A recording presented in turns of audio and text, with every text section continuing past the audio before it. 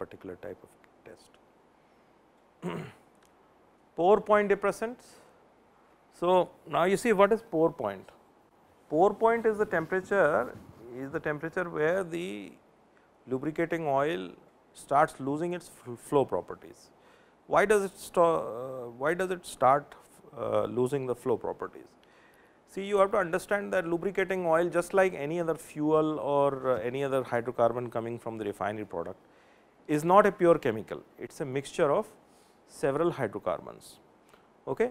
Now, out of these hydrocarbons, there will be some which will have low freezing point, there will be some which will have high freezing point. So, when the temperature starts going down, the species which have high freezing point, say 5 degree or 10 degree or minus 5 degree, they will start freezing first. There will be some which have low freezing point, minus 20, minus 30, they will still remain in liquid form. So, when the lubricating, when you start reducing the temperature, it does not become solid, first it becomes slushy. What is that slush? Wax formation takes place. Slush is a mixture of liquid and solid, right? Right. So, liquid is the one which is having low freezing point temperature, and solid formation takes place or wax formation takes place because of the species for which the temperature is, the freezing temperature is relatively higher. So, crystal formation will take place. Say in what happens when you start reducing the temperature, the oil molecules of such high freezing point, they come together and they start forming crystals, they crystallize. Okay. And once they crystallize beyond a certain point, it will stop flowing actually. Okay. So, the purpose of the pour point depressant is to prevent congelation of the oil at low temperature due to wax crystallization. So, basically what it does is it modifies the interface between the crystallized wax and the oil. The examples are alkylated wax naphthalenes, polyethyl chrylates, alkylated wax phenols. So, what it does is it will come, say for example, if this is the oil dispersant, it will come and destroy this matrix that is formed. So, once this is destroyed, the crystal formation will not take place, and once the crystal formation is avoided, what will happen? The oil will maintain its flow properties. Oil's flow properties are scuttled by formation of crystals. Okay. So, this is the example of the oil without pour point depressant, where wax crystals and oil congeal, causing a high wax pour point. Okay. In this case, you have put pour point depressant. So, pour point depressant inhibit congelation of the wax crystals. So, they do not allow this kind of a wax formation to reduce the pour point temperature, that is temperature at which the oil becomes solid. Okay. Anti-foam agents. What is anti-foam agent? Why would you like to have foaming in your lubricating oil? Why? Bubbles. Why? Why not?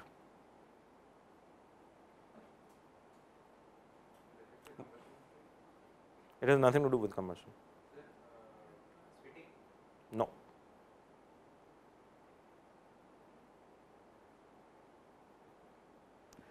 When the bubble formation takes place, what is this bubble? Basically a layer of lubricating oil exposed to hot air. So, now your contact area between the hot air, which is containing moisture and radicals and all kinds of gases, and the lubricating oil becomes several times higher. If there is no bubble, this is the only area that is exposed. If there is bubble formation, inside also it is exposed and outside also it is exposed. So, the contact area between the air and the lubricating oil increases. Once it increases, what happens? Oxidation will be faster, oxidation of the lubricating oil will be faster.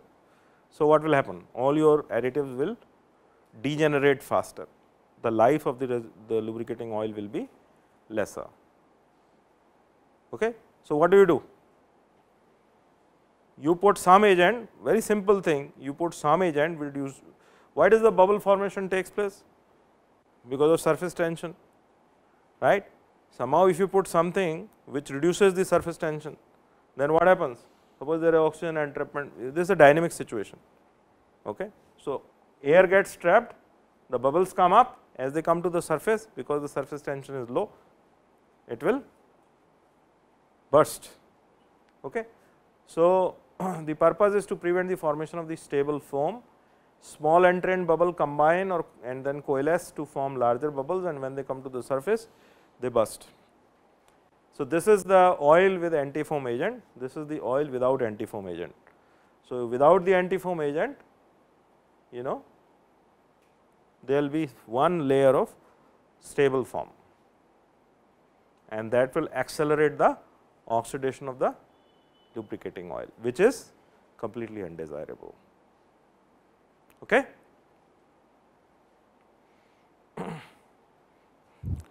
Now, you see here speed and load effects of the lubricant and viscosity. So, one of the big questions that is asked is that you can use liquids as lubricants for some applications, even solids are used as lubricants such as talcum powder, such as graphite powder. In some applications even gases are used as lubricant, right.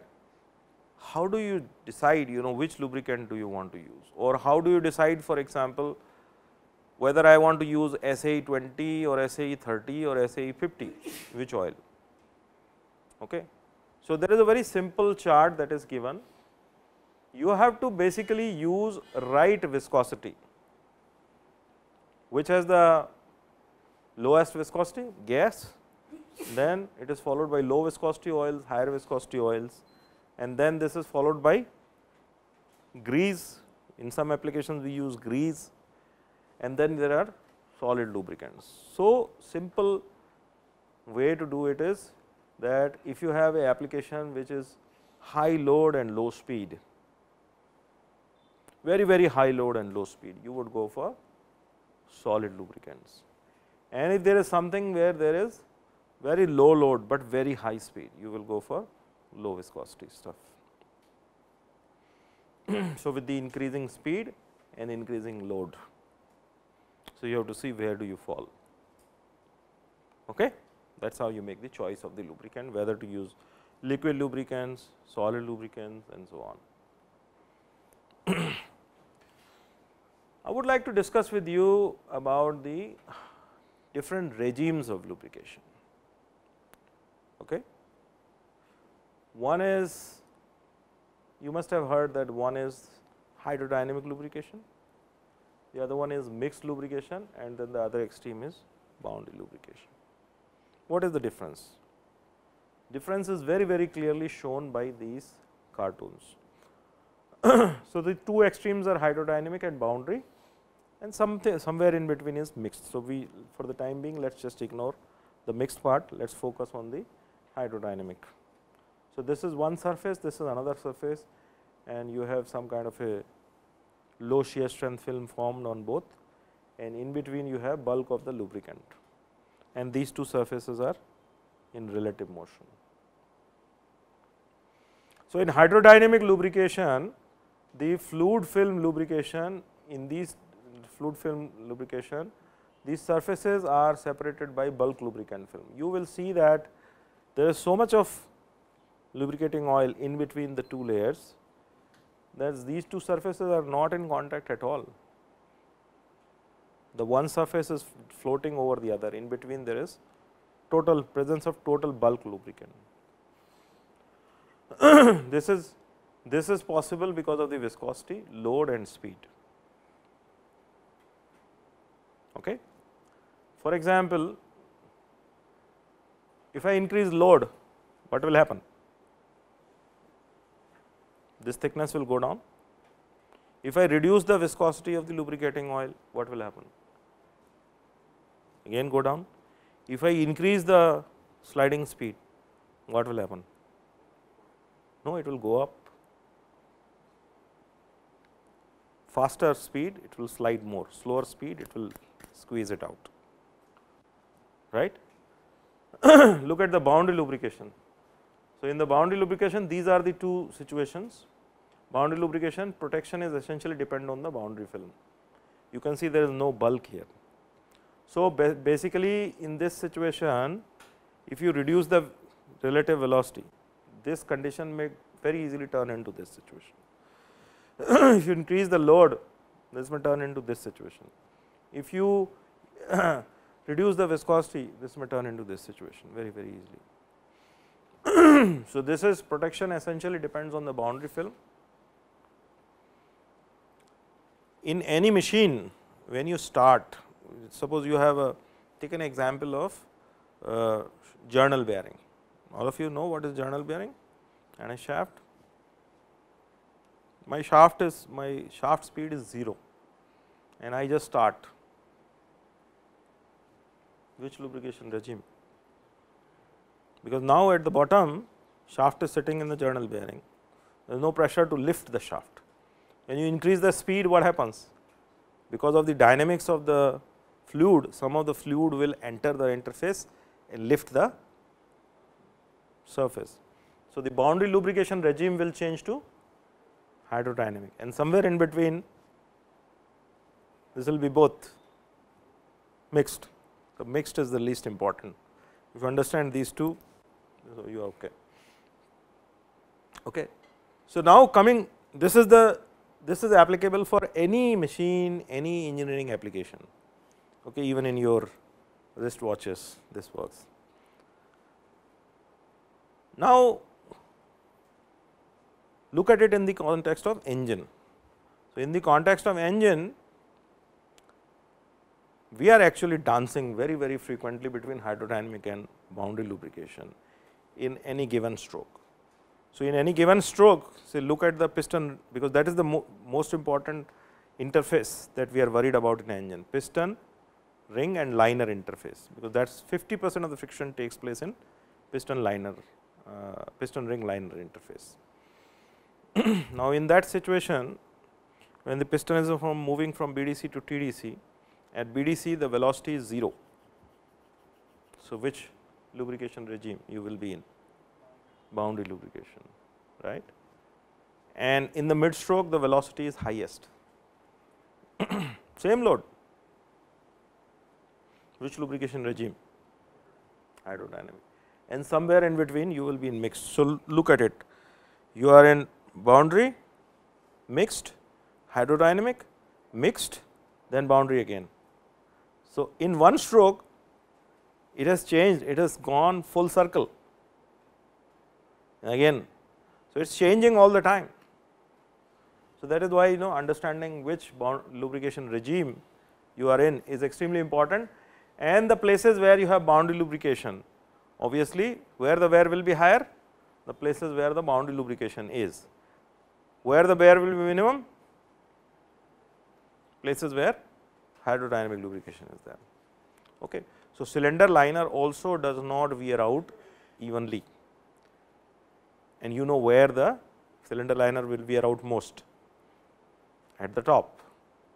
Even bottom is not so severe, reason being that when the piston reaches bottom dead center, the pressure and temperature conditions are not very intense. When it is a TDC, pressure and temperature conditions are more intense, that is why the wear is also high.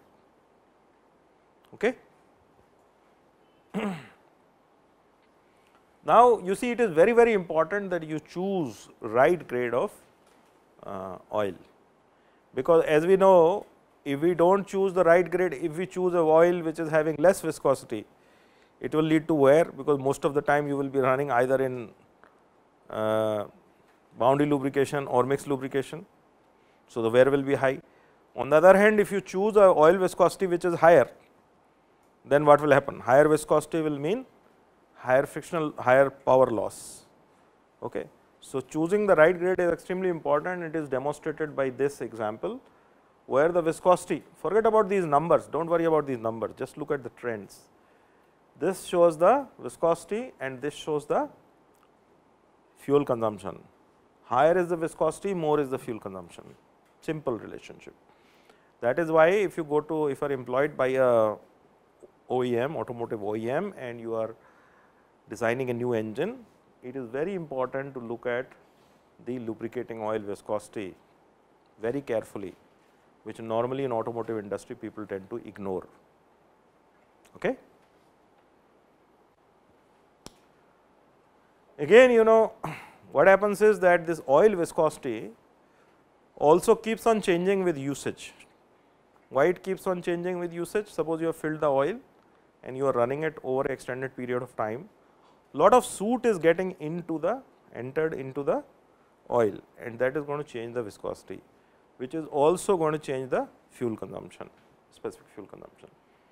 For example, here you see this shows the percentage of soot, percentage W by W. So, as the soot concentration is going up, the viscosity of the oil is also going up, and when the viscosity of the oil goes up, the fuel consumption will be adversely affected as well. Okay. Soot thickening effect on the fuel consumption. As the soot concentration goes up, fuel consumption will also go up. These are the two conditions, one is at 25% load, the other one is at 100% load, and both show that irrespective of the load, if your oil viscosity is going up, BSFC will also go up. Now, this was the soot wear mechanism that I was telling you, that if you allow the soot to be in the engine, obviously you cannot remove all the carbon particles, some will remain. So, what happens is that if the film thickness between the mating surfaces, if it is of the size of soot particle, then what will happen? This soot particle will participate in wear process. Okay. And when it participates in wear process, more and more abrasive wear will take place. But if your soot is finer, small size compared to the oil film that is present between the two mating surfaces, then the soot will not participate in the wear process, and then you will have less abrasive wear. So, that is why it is very important that whatever soot you are collecting, it has to be kept in very fine form. So, that is why in the lubricating oil there is always a filter in the circuit installed, so that all the big soot particles that have formed can be kept out of circulation, lubricating oil circulation, and you should not allow even the wear debris to get recirculated and resuspended in the oil. Okay. Now, this is as far as the lubrication is concerned. Now, I want to tell you something very interesting, and that I will tell you about maintenance philosophies. When I am talking about maintenance philosophies, I am not just talking about IC engines, I am also talking about us as humans, okay, and this is a state of mind. So, please be aware that these same maintenance philosophies will be applicable to your machines, to your engines, to your car, or to any machine that you may own, as well as to your body. One is the proactive maintenance. Okay. First strategy, first philosophy is proactive maintenance. That means the conditions are maintained that avoid the onset of machine wear and component degradation. Conditions are monitored and remedial actions are taken to stabilize healthy operating condition. Maintenance activities are proactive, that means ahead of the first initiation of failure and not in response to the initiation of failure. Second philosophy is predictive maintenance. Predictive maintenance is the progression of failure is monitored by non-destructive testing instruments. Machine repair is scheduled prior to catastrophic breakdowns. Preventive maintenance. So, maintenance is scheduled according to historic trends, experience and reliability data. Typically, operating intervals such as hours or this many miles or this many cycles are used as a basis for maintenance and not the machine conditions. Considerable gas work is required in preventive maintenance. And the last and the most important is the breakdown maintenance, which all of us believe in India. Maintenance is scheduled in response to operational failure. Now, let us do a comparison, okay, of the machine and the man. 4 maintenance strategies that I discussed are listed here. The techniques in a machine are that you monitor and correction of failure root causes, that means you keep the contaminants in check. Typical cost is about 10 cents per year per horsepower. Human body parallel, you just keep checking your cholesterol and blood pressure monitoring, and then even if it is all right, still you do diet control. How many of us do that? Nobody. Predictive maintenance. Predictive maintenance, in case of a machine, you basically look at the vibrations and wear debris. You take the oil samples, look at what kind of wear debris are possible, what kind of metals are present, and look at the costs. The cost is already 80 times, $8. Human body parallel, you are detecting the heart disease using ECG, EKG and ultrasonics, and finding out that okay, I did not maintain the food habits well, there is some problem. Okay. Third is preventive maintenance. That means you do periodic component replacement and then keep your machine healthy. This is about $13. Human body is that okay, now I have developed a lot of problem, I have to go through bypass or transplant surgery or some major action. And then the last which we believe in is the breakdown maintenance. So, breakdown maintenance means we try to use the machine unless and until it fails. If it is working, it is all right. Okay, that is what we believe in. How many of you use bicycles and go to mechanic only when there is a severe problem, or if it stops working? All of us. I don't go to the, of course, with my car I am little more careful, but with my scooter it runs or motorbike it runs, and when it stops to work only then it goes to mechanic. All right. So, the cost here is $18, and human body parallel is that okay, we have done nothing, we have not even done any ECG, EKG, etc., we are just busy in doing things, and we finally one day we have a heart attack. Okay. So, this is very interesting analogy which I thought is very interesting. The same analogy we follow in the life as far as our body maintenance is concerned. So, my request to all of you is that adopt proactive maintenance in life as well as in the machines also that you are going to deal with, because the cost here is very low. Cost. So, in the engine when the oxidation takes place, the effect of the oxidation is that oil darkening takes place. There is odor, very smelly stuff start coming out, acidity of the oil increases, viscosity increases, and acidity is greatest with low temperature oxidation. Okay. Darkening and increased viscosity is greatest with high temperature oxidation. There is one technique which is called Fourier transform infrared spectroscopy. So, you take a sample, put it through IR instrument, it gives you some peaks, some wave numbers, and using the wave number of a peak you can identify what is present. For example, if the oil contains water, there will be at a particular wave number there will be a peak. If there is soot, there will be a dip here. There is a glycerol is there, then such a peaks will be seen. So, for different species there are different peaks, and this is like fingerprinting exercise. You take a small sample, and this is done. This can be done for engine oils, this can be done for any other lubricating oil, but you need some kind of a library to figure out what is what, which peak is what. Okay.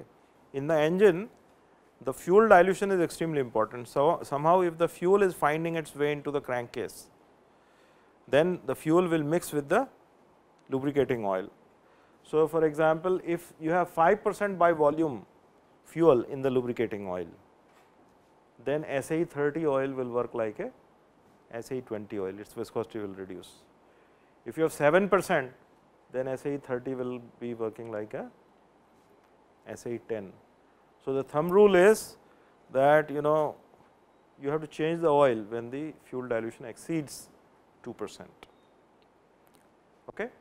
So, there are many thumb rules in the industry. So, there are many reasons, these are the reasons why the fuel dilution takes place. Could be because of the faulty injectors or cup seals, it could be leakage fuel lines, it could be dribbling injector. Dribbling means that the injection is done, and after that there is some fluid left in the injector which really comes out in the form of a large droplet. So, that large droplet will not burn obviously. So, it will remain there in liquid and finally find its way into the crankcase. Blow by heavy ends, fuel has heavy ends and light ends. Heavy ends do not burn completely, heavy ends means higher carbon chain lengths, they do not burn, they find its way. Worn injectors, leaking pumps, defective spray pattern. So, all these lead to fuel dilution in the engine. So, basically you see lubricating oil analysis is extremely important, and lubricating oil, why it is important? You are paying for the fuel every time you fill the tank. You are not changing oil that frequently, but still the costs are enormous. 6 to 7% of the overall operating cost is for the lubricating oil. So, it is not negligible, 6 to 7%, and therefore, you must worry about the lubricating oil as well. For using any alternative fuel on large scale, it becomes imperative to examine critically the conditions of the lubricating oil and its compatibility with the new fuel being used. For example, in the last class we discussed about biodiesel. Okay. In the coming classes we are going to discuss about hydrogen, methane. So, whenever we are recommending any new fuel, it becomes extremely important to run the engine for say 500 hours or 1000 hours on that particular fuel and see how the new fuel is affecting the lubricating oil. I told you in the beginning when we are discussing the factors for using any alternative fuel, if your fuel is going to attack the lubricating oil and you know how the attack takes place now, if the fuel is attacking the lubricating oil, it means that you have to make changes in the additive package and make your lubricating oil compatible with the fuel properties. Otherwise, the performance, the benefits of the new alternative fuel will be rather limited. Okay. So, this exercise has to be done for any and every fuel, new alternative fuel that you are going to consider. An exhaustive series of tribological tests need to be conducted in order to ascertain comparative performance of the newly developed alternative fuel vis-a-vis mineral diesel or mineral petrol, whatever you are using. Then you know lubricating oil degradation aging takes place because of the prolonged repeated mechanical stresses, thermal stresses and environmental stresses. Lubricating oil goes through all kinds of stresses, mechanical stresses, because it comes in between the moving surfaces, thermal stresses because in every cycle it is getting heated to a very high temperature, then again cool in the intake. Environmental stresses, the environmental conditions are changing, sometimes it is exposed to fresh air, sometimes it is exposed to exhaust gases. Okay. Depletion of the additives takes place and the combination and the contamination by foreign particles. So, basically there are very many attacks on the lubricating oil in a engine. In fact, engine lubricating oil in engine environment for lubricating oil is one of the most challenging environments. All kinds of attacks possible are present. Okay. All these factors are interrelated and they work synergistically to worsen the oil conditions. Analysis of the used lubricating oil is very effective tools for condition monitoring of the engine. So, every time you want to look at the wear, you are not going to open the engine and see.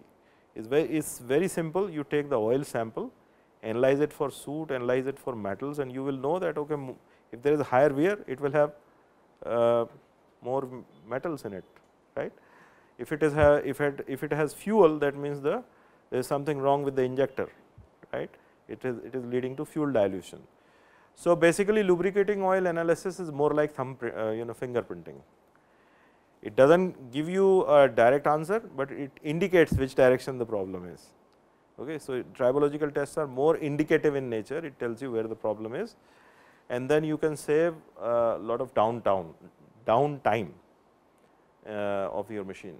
So, analysis of used lubricating oil is very effective tool for condition monitoring of an engine. Oil analysis is very powerful technique for failure analysis, which part is failing, diagnostics and preventive maintenance. Okay.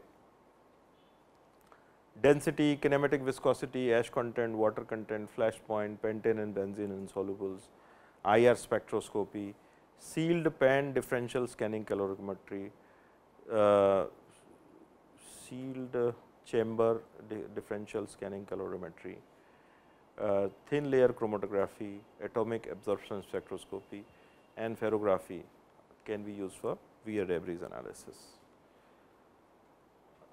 So, the factors which affect the oil performance are oil thickening, loss of additives, deposit control in high temperature and high load conditions, oil thinning, loss of corrosion protection, low temperature sludge formation, etc. So, these are the factors which are going to affect the performance of the engine. If there is soot which is going to lead to oil thickening, If their wear protection additives are depleted, then it is going to affect the engine performance. If there are deposits, it is going to affect the engine performance. If thinning takes place because of the fuel dilution, it is also going to affect the performance. If the corrosion protection additives are gone, then it is going to affect the performance. Sludge formation takes place, then also oil performance goes down. So, lube oil analysis can yield a very useful information about the engine condition and early detection of the problems, okay, before it goes out of hand.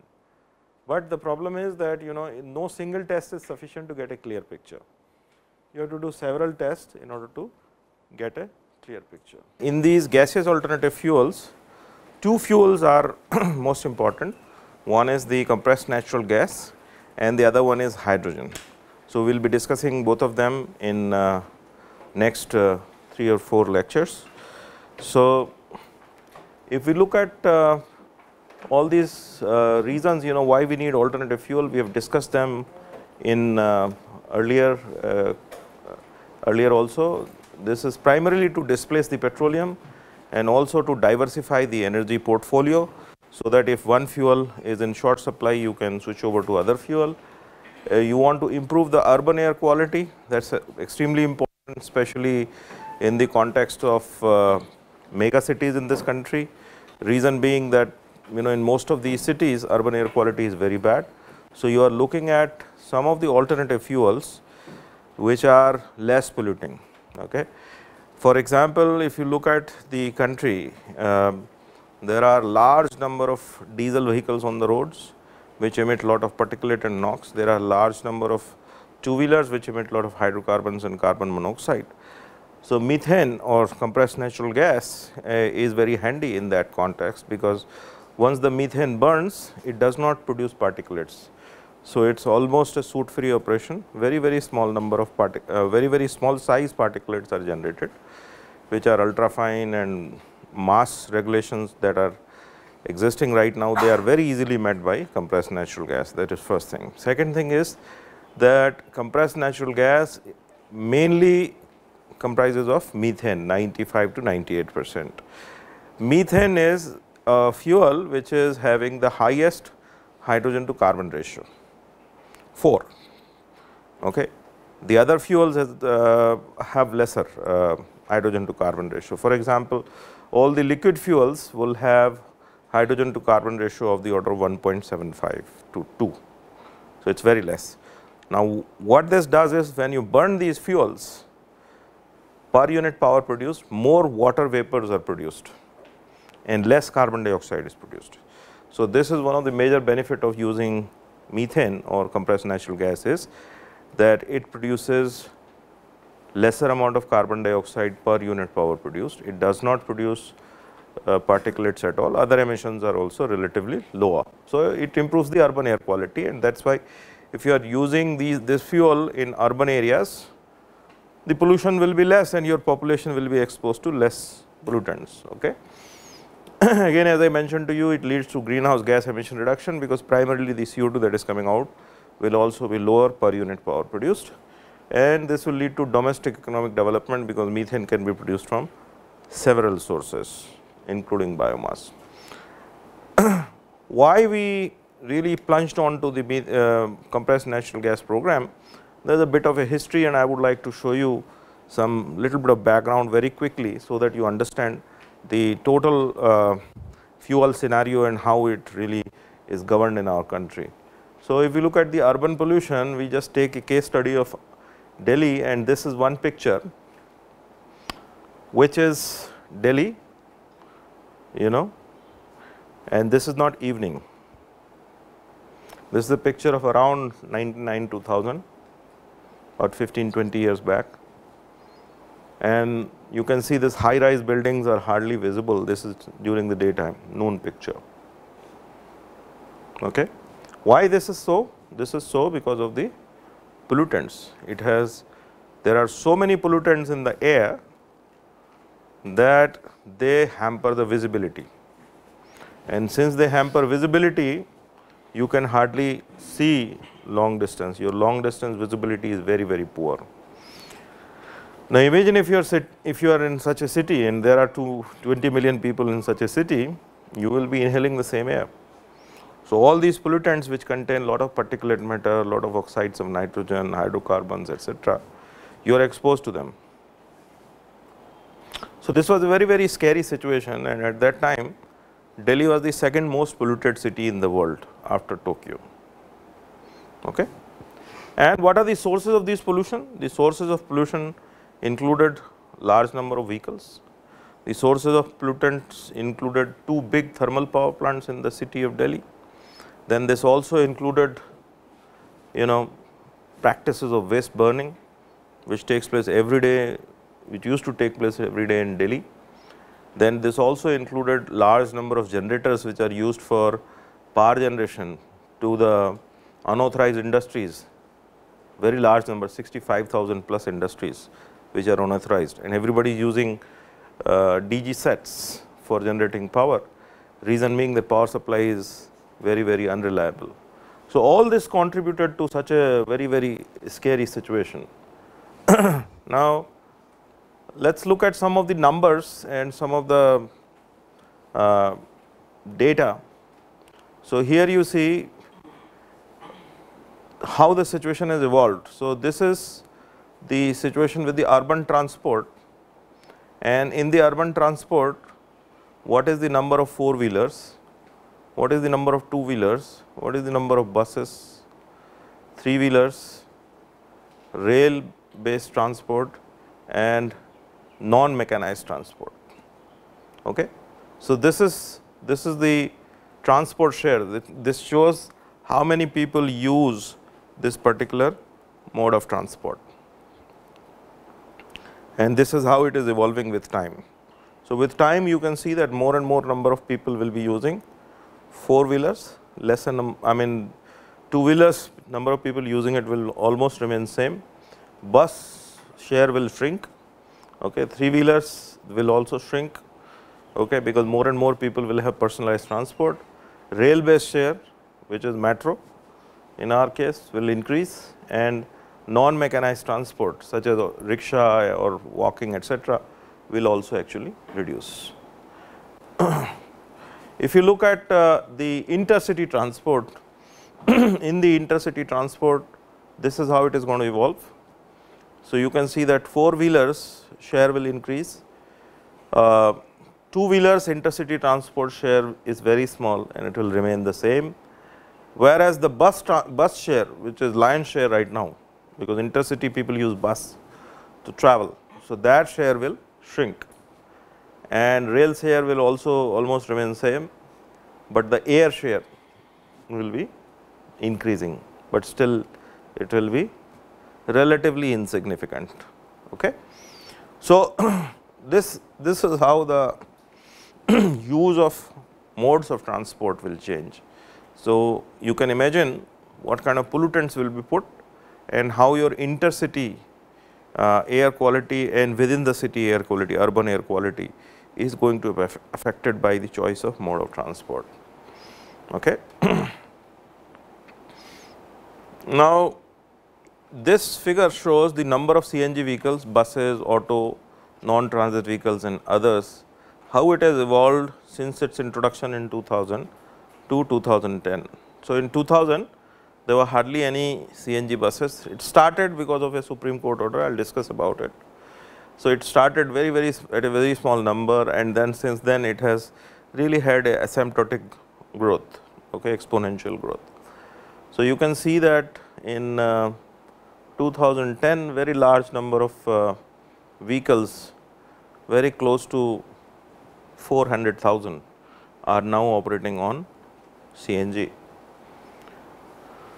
If you look at the Indian automotive market as a country, domestic sales, and we have taken a case which is not such a old data, 2009 and 10.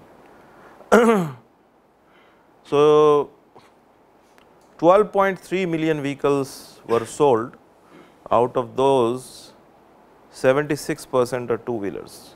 So that is why India is still the biggest 2-wheeler market in the world. We still, the number of 2-wheelers we sell in India is the largest in the world, more than China. Passenger vehicles are around 16%. Passenger vehicles means cars, etc.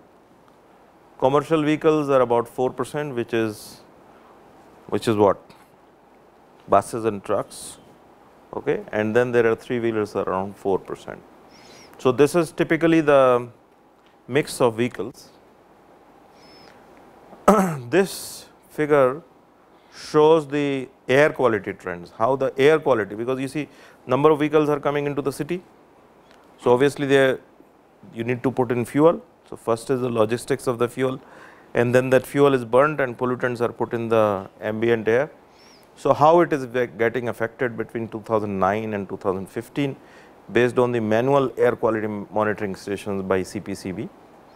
So this first figure tells you national air quality standards, national ambient air quality standards.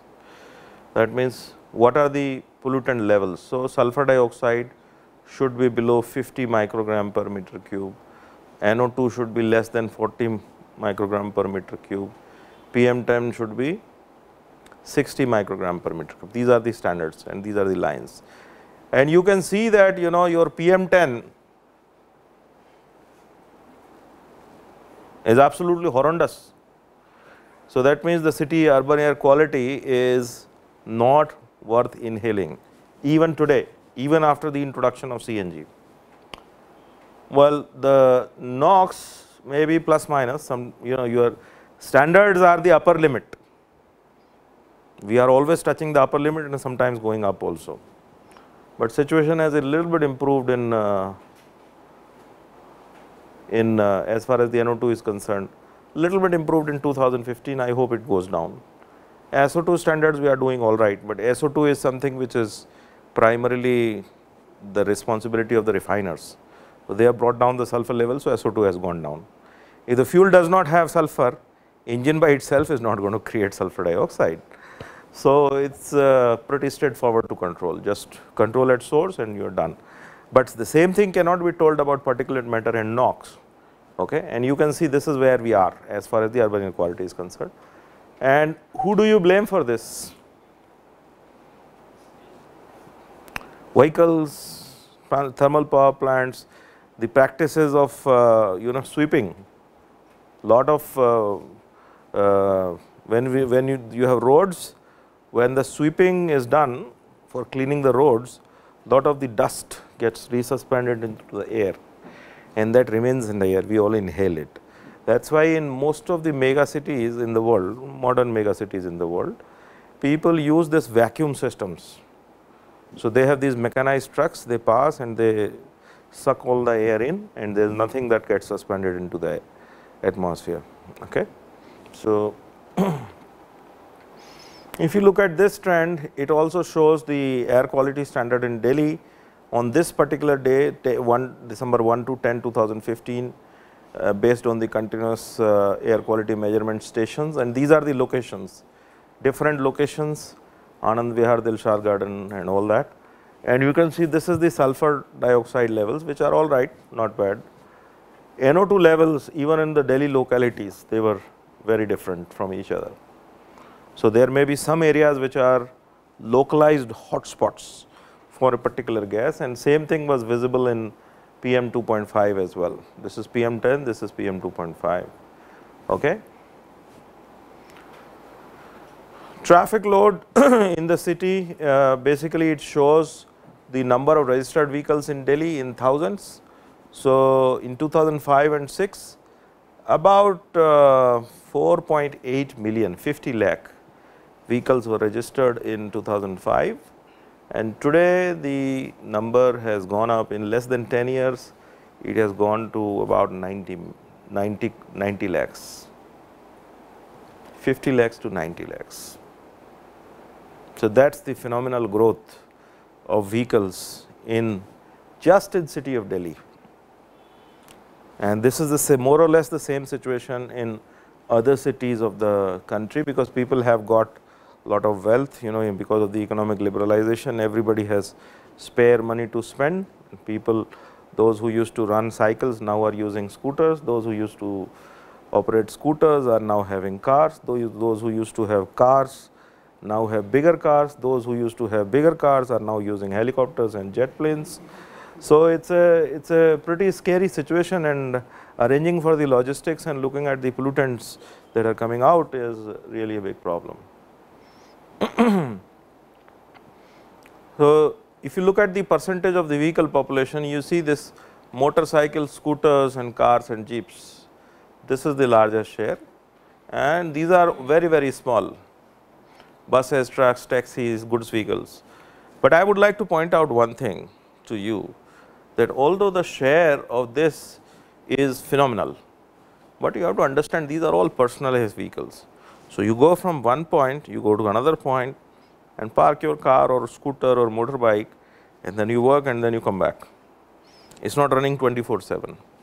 Whereas if you look at auto rickshaws, ambulances, taxis, buses, passenger vehicles and goods vehicles, they run 24/7. Their number may be small, but their total contribution to the total emission is huge, because these guys are running all the time, and they use bigger size engines. So they are putting more amount of pollutants into the air, and they are mostly the commercial operation guys. They don't worry about the pollutants, etc. So even there, even if first of all they will not have after treatment devices to control the emissions, even if they have, it's most likely that it won't be working. It won't be maintained properly because of economic reasons. Okay. So these guys may look very small in number, but their contribution to the pollution is extremely high as well. This just shows where we stand as far as the different limits are concerned. Say this is PM10, NO2, SPM and SO2, the limits are given, and here you see different cities in the world, okay, Bangkok, Beijing, Busan, and this is the average annual levels. So let us see where our Indian guys are. Okay. So New Delhi, clearly the winner, right? All the buildings are high-rise buildings. And then let's look at is there anyone else? Mumbai, that's not too far. So the pollution levels in our mega cities are extremely high, and it's a big challenge. You see, this must have exceeded Tokyo and Beijing. Where is Beijing? Beijing. So obviously now they are not at number 2, they are at numero uno position. So anyway, I will just now bring you back. This is the current status in spite of all the interventions, but let's not be pessimistic. I'll tell you the story. I'll take you 15-20 years back, look at that story and what was done at that time. So let's look at PM10 and carbon monoxide levels in Delhi's ambient air, and this was in 2001. Okay. So this is the 1998 level, and this was the limit 99 and 2000 for respiratory suspended particulate matter, which is PM 2.5. Suspended particulate matter is PM10, respiratory suspended particulate matter is PM 2.5. What does it mean? It means particulates which are 10 micron and below size in the atmosphere are SPM. Particulate which are 2.5 microns and below are respiratory suspended particulate matter. Why is the differentiation? So if the particle is 10 micron, you inhale, and there is a natural filter here in your nose which you clean every day. All these particles are filtered out, they don't go into your system, right. So this is suspended particulate matter. What goes inside is roughly 2.5 micron or below. So that's why it is called respiratory, because it is going to go in and into your system. How do you flush it out? One is the physical cleaning of the filter, the other one is natural cleaning of the filter. When you sneeze, the whole system is evacuated. All whatever particles, bacteria, dust you have inhaled, the entire system flushes it back. Okay. If you look at the carbon monoxide levels in Delhi, carbon monoxide, this is the level limit for the residential area, this is the limit for industrial area, and you can see that these were also considerably high. So CO is high, PM is high, which is not a good idea, and these are the numbers. I think we have discussed these numbers, I will not spend much of the time. This also we have discussed more recent data. So, let us look at the air pollutants and their effect on the human health. There are some pollutants which are studied very well by different groups and their health costs are very well quantified, whereas there are some pollutants where the health costs are not really quantified. If you are exposed, your health will go bad. How much money you have to spend on fixing your health? I mean, when I am saying, I am not talking about one person, I am talking about a particular geographic location. So, for example, if you respiratory suspended particulate matter, lead, oxides of nitrogen, oxides of sulfur, these are health costs are large and they are very well quantified. Lot of studies have been done. Whereas there are other pollutants which are in small numbers, for example, ozone, carbon monoxide, NOx, SO2, hydrocarbons, toxic air contaminants, they have poorly quantified health cost. PM concentration in Delhi is an acute threat to life and health, and diesel particulate matter is one of the major contributors. So, you can see that Delhi air was really very bad in the year 2000, 2001, and that is when you go to ITO, which was the hotspot in Delhi. If you stay there for 5 minutes on the traffic light, when you come back, you can take a white hanky and you can wipe your face, it will be completely black. That was the situation at that time, because there were a large number of diesel vehicles which were absolutely poorly maintained, and law enforcement for the emission regulations was very, very poor. So, the Supreme Court, as you know, Supreme Court is the only custodian in our country. Any major change cannot be brought by executive, but it is brought by Supreme Court. So, they came out with this landmark decision on 31st March 2001, and they said that nothing doing, you have to do the following. You have to convert the entire fleet to CNG or cleaner fuels. Taxis and auto rickshaws must be replaced with engine running on cleaner fuels. And for supplying this natural gas, a pipeline from Mumbai to Delhi should be established. So, Supreme Court came out with this ruling, and then there was a total chaos in Delhi, because there was a cut-off date that by this date all the diesel buses will be off the road, and then you have to necessarily convert. So, of course, implementing this was a big challenge. There were a lot of strikes, etc., etc. So, it says as of April 2001, non-commercial four-wheelers must meet Euro 4, Euro 2 emission standards. So, at that time 2000, we just introduced Euro 2. Commercial vehicles such as taxis must also meet Euro 2 emission standards or use CNG. So, if they do not meet Euro 2, the option is that you can switch over to CNG and it is okay at that time. So, it was a carrot and stick kind of a approach.